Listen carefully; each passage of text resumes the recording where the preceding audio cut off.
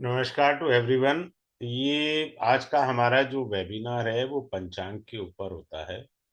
और इसको स्टार्ट करने से पहले मैं छोटा सा इंट्रोडक्शन दूंगा अपने बारे में। मेरा इंट्रोडक्शन मात्र इतना ही है कि आप ही की तरह मैं भी एक स्टूडेंट हूँ और पिछले 27 साल से मैं कंसल्टेंसी में हूँ।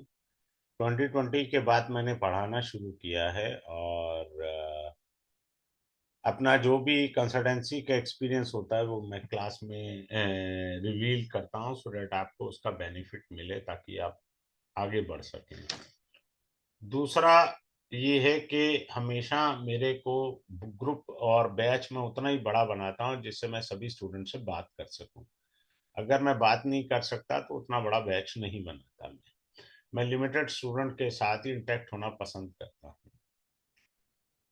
तो अब हम पंचांग शुरू करते हैं। पंचांग के अंदर हमारे 5 अंग होते हैं।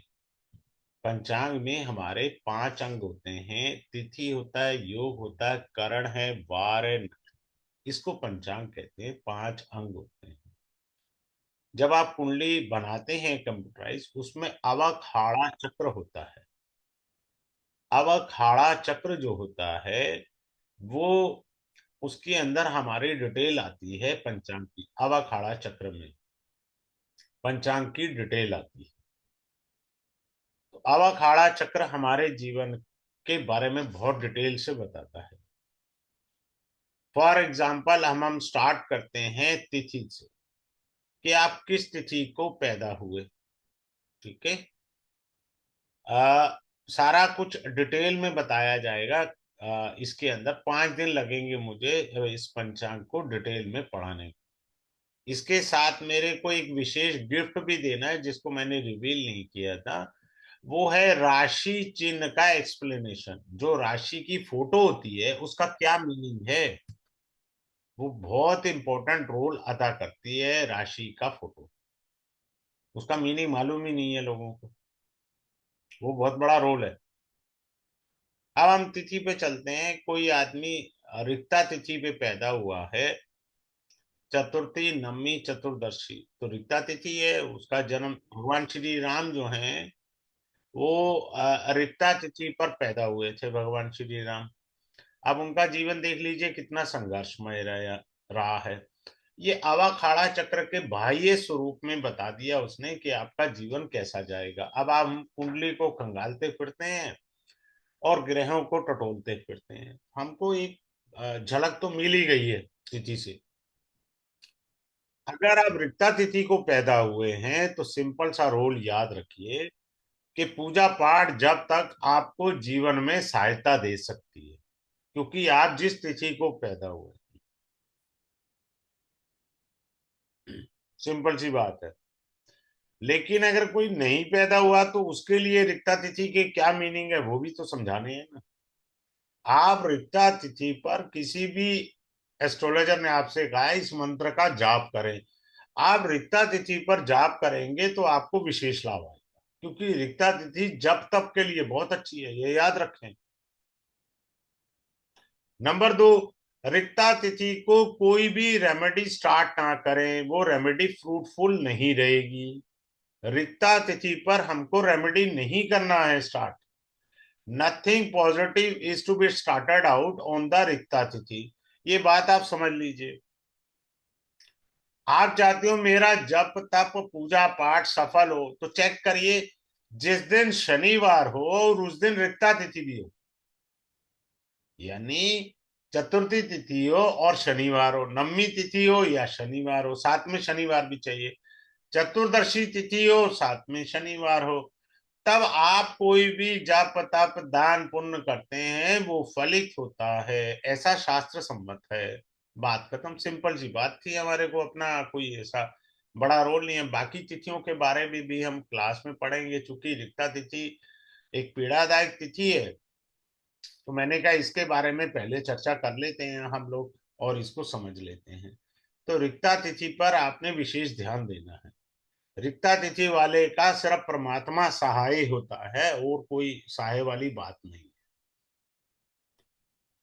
मैं बता देता हूं। चतुर्थी के गणपति हैं, गणेश जी की आराधना। नवमी के भगवान जो हैं वो दुर्गा जी हैं, उनकी आराधना करने से आपको लाभ होगा। चतुर्दशी के भगवान सदाशिव हैं, तो इनकी आराधना करने से लाभ होगा। अब आता है योग। दूसरा अंग आता है पंचांग के अंदर योग। आप किस योग में पैदा हुए? योग बताता क्या है? योग हमको आर्थिक समृद्धि के बारे में बताता है।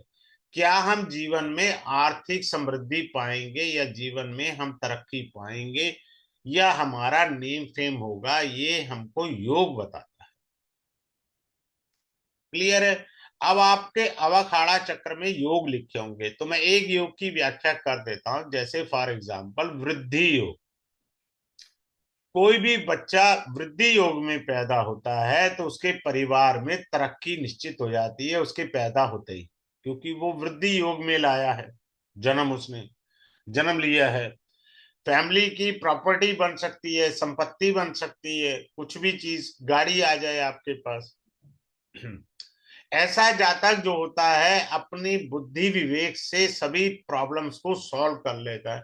दोज हु आर बॉर्न वृद्धि योगा। चूंकि आप वृद्धि योग में पैदा हुए हैं, तो आपका उद्देश्य क्या है कि मुझे जीवन में आगे बढ़ना है, समृद्ध होना है। क्लियर है? बट इनके दो पहलू जरूर खराब मिलेंगे जीवन के पक्ष के। अगर कोई है तो वो चेक कर ले अपनी कुंडली में कि मैं वृद्धि योग में पैदा हुआ हूं।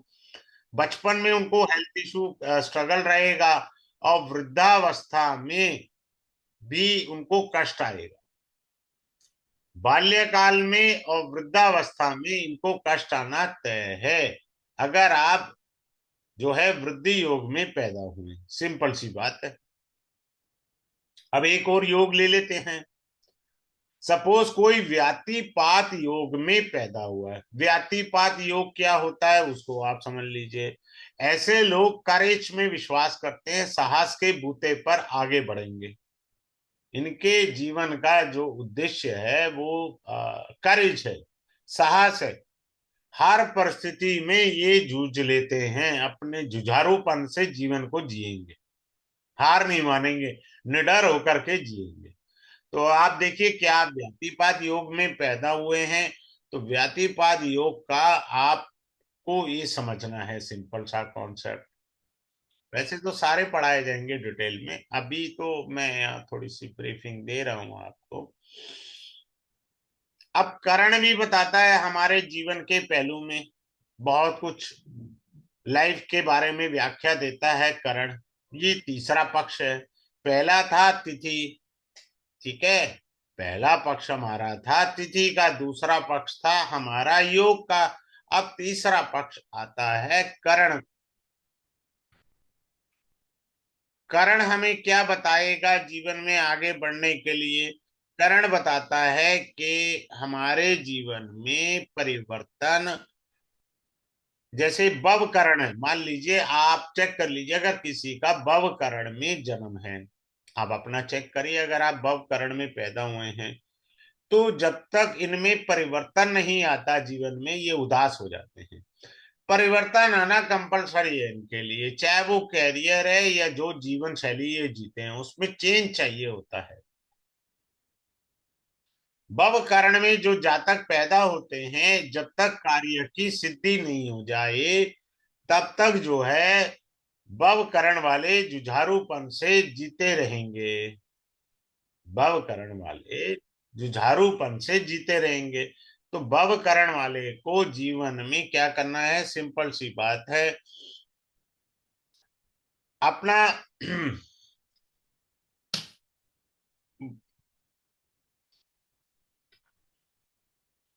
परिवर्तन करते रहना चाहिए, कुछ ना कुछ चेंज लाते रहना चाहिए। चेंज का मतलब क्या है कि मान लीजिए बिजनेस कर रहे हैं, तो बिजनेस के अंदर कुछ नई इन्वेंशन करके आप उसको इंट्रोड्यूस करिए।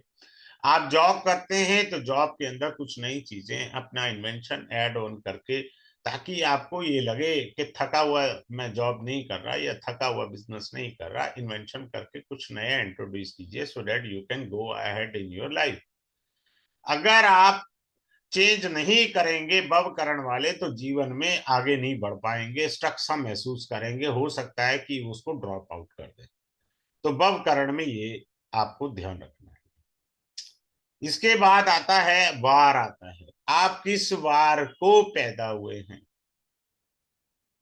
ठीक है ना। तो वार आपको बहुत अच्छी व्याख्या देता है। वार क्या व्याख्या देता है? फॉर एग्जाम्पल, कोई व्यक्ति शनिवार को पैदा हुआ है, ठीक है। कोई व्यक्ति शनिवार को पैदा हुआ है, तो वार की व्याख्या कैसे होगी? शनि का अर्थ होता है you have to be discipline, आपको कर्तव्य निष्ठ बनना है, अपने कर्मों के प्रति सजग रहना है।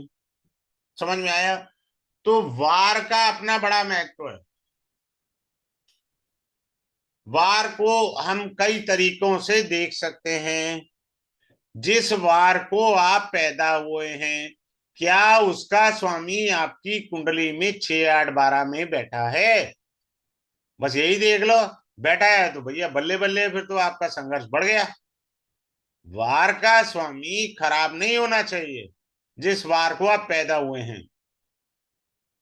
समझ रहे हैं? तो वार का बड़ा महत्व है। अगर कोई रविवार को पैदा हुआ है, उसके अंदर जो मेजर ड्रॉबैक आएगा वो ईगो का आएगा। सूर्य जो है वो ईगो को रिप्रेजेंट करता है, तो उसको ईगो का त्याग करना है सबसे पहले तो। समझ में आया? सिंपल सा कॉन्सेप्ट हमें समझना है। वार के बहुत सारे मीनिंग है, मैं वो सिखाऊंगा वार के भी। ये छोटी चीज नहीं है कि आपको 1 घंटे या 2 घंटे की क्लास में पूरा पंचांग समझा दिया जाए। पांचवा अंग आता है जो, वो है नक्षत्र का। नक्षत्र में हम ये जानेंगे कि क्या हम गंडमूल के हैं। अब होता क्या है कि गंडमूल की हम पूजा कराने में सबसे आगे बढ़े रहते हैं, अग्रणी रहते हैं कि जी गंडमूल के हैं, पूजा करा लो। लेकिन हमें डिस्टिंग्विश करना है, गंडमूल के कुछ चरण ऐसे होते हैं जो राजयोग देने वाले होते हैं। अगर वो राजयोग देने वाले नक्षत्रों के चरण हैं तो आप पूजा की तरफ मत जाइए। आप कोई विशेष पूजा नहीं करा सकते 27 दिन बाद या 27 साल बाद, जो नक्षत्र की गंडांत की पूजा होती है, नहीं करा सकते, तो दूसरे साधारण उपायों से हम आगे बढ़ सकते हैं। वो समझ लेंगे, उसको कर लेंगे। अब आगे बढ़ने से पहले आपको मैं एक और चीज बता देता हूं, 1 सेकंड रुकिएगा। अ,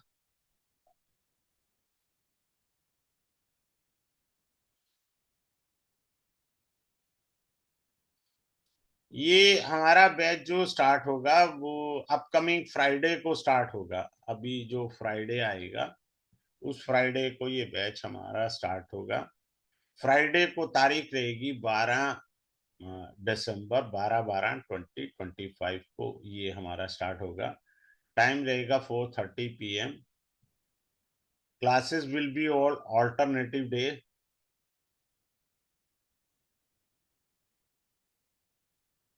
5 क्लासेस का ये रहेगा।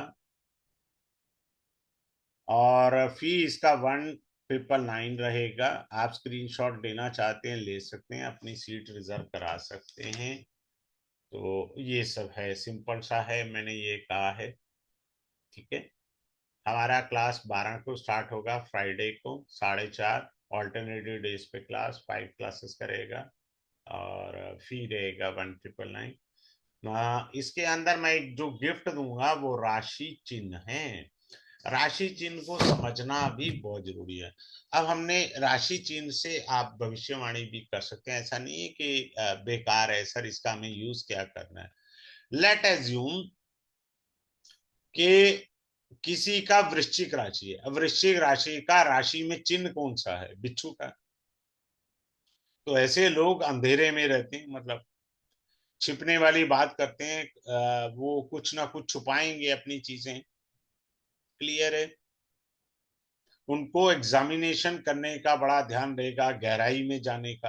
कारण वृश्चिक राशि कालपुरुष कुंडली से अष्टम भाव में राशि आती है, ठीक है। और उसका चिन्ह बनता है बिच्छू का। बात क्लियर है?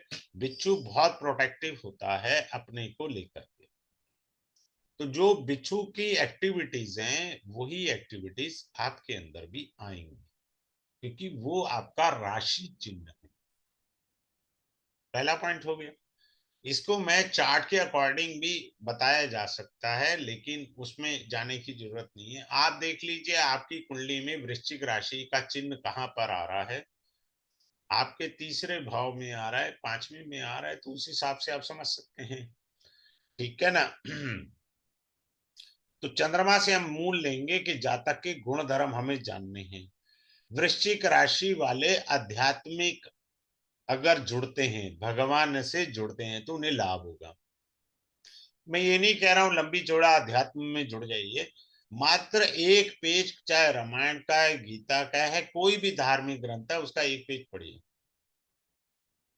थोड़ा ये लोग रहस्यमय होते हैं, बिच्छू कोई इजीली अवेलेबल नहीं होता भाई साहब, ढूंढना पड़ता है, रहस्यमय लोग होते हैं।